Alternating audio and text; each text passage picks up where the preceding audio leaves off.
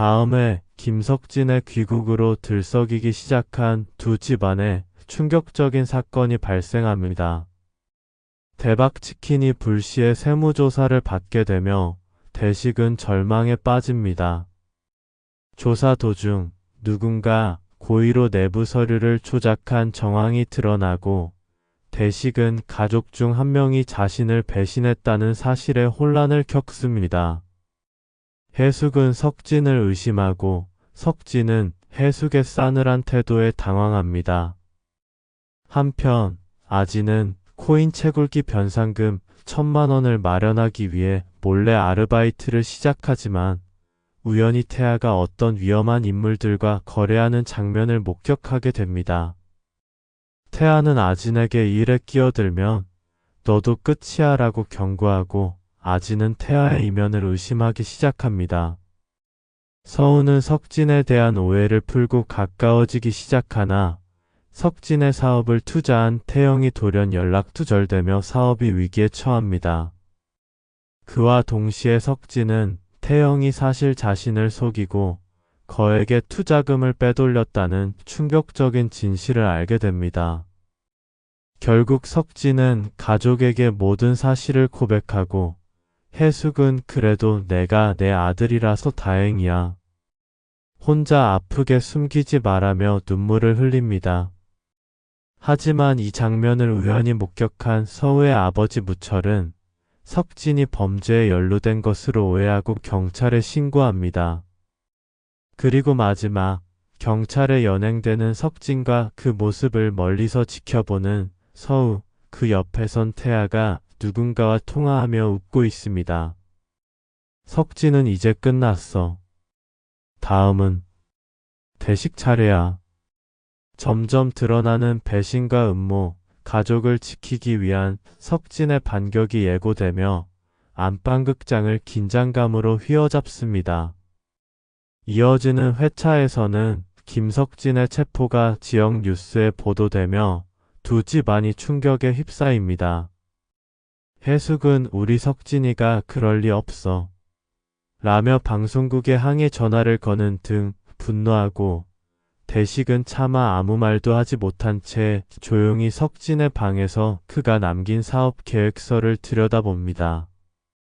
그러나 사업 계획서 뒷면에서 태영의 서명이 위조된 정황이 포착되고 대식은 그제야 석진이 누군가에게 당했다는 사실을 확신합니다.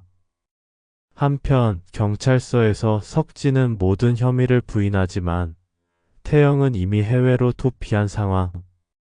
서우는 석진을 믿고 진실을 밝히기 위해 혼자 태영의 행적을 추적하기 시작합니다.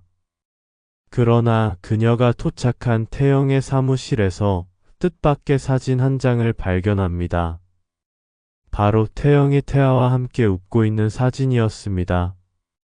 서우는 이 사실을 아진에게 알리고 둘은 몰래 태아의 뒤를 밟기 시작합니다.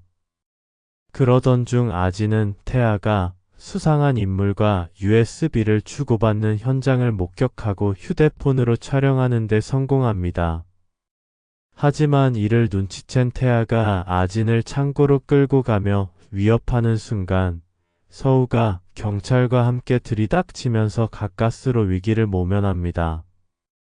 동시에 대식은 치킨집을 정리하고 석진을 위해 보석금을 마련하려 하지만 집에 남은 돈도 없고 해숙이 몰래 전당포에 맡긴 결혼반지가 유일한 자산임이 드러납니다. 그날 밤 아버지 대식과 석진은 유치장에서 짧은 면회를 갖습니다. 대식은 아버지는 너한테 아무것도 못해준 사람이지만 지금부터라도 내 뒤를 지킬 거야.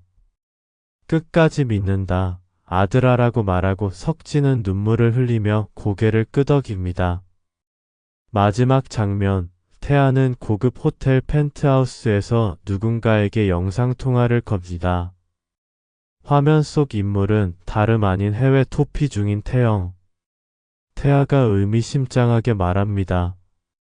석진은 곧 나올 겁니다. 대신 이젠 그놈 가족을 건드릴 차례죠. 특히 그 여동생 김아진.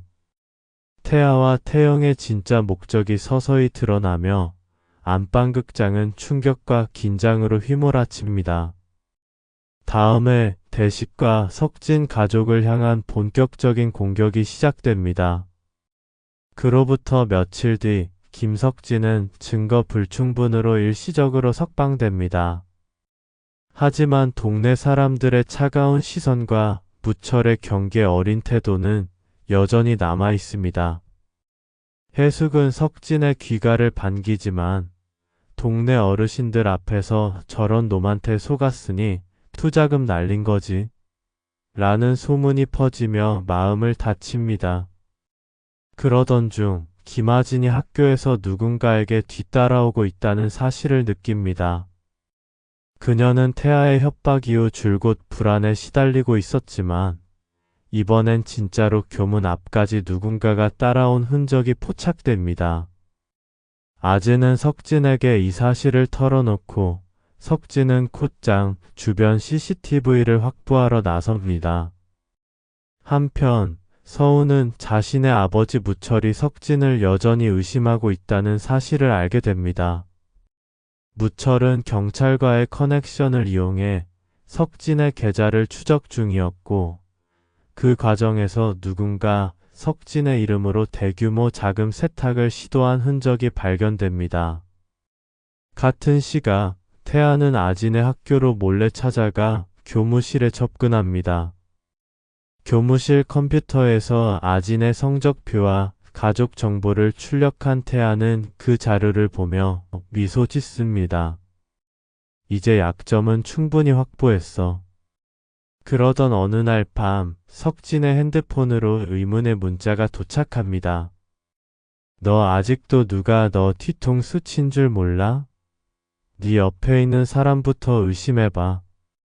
문자를 본 석진은 놀라움을 감추지 못하고 그 시각 집 안에서는 대식의 오래된 서랍 속에서 석진의 사업 관련 서류 일부가 찢어진 채로 발견됩니다.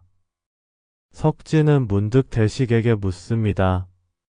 아버지, 혹시 나 말고 다른 누구한테 이 서류를 보여준 적 있으세요? 대식은 말없이 고개를 젓지만 해숙은 머뭇거리다 말합니다. 그때 태아가 잠깐 왔었어. 너 해외에 있을 때. 그 순간 석진은 모든 퍼즐 조각이 맞춰진 듯한 충격에 사로잡힙니다. 처음부터 태아는 내 사업을 노리고 있었던 거야.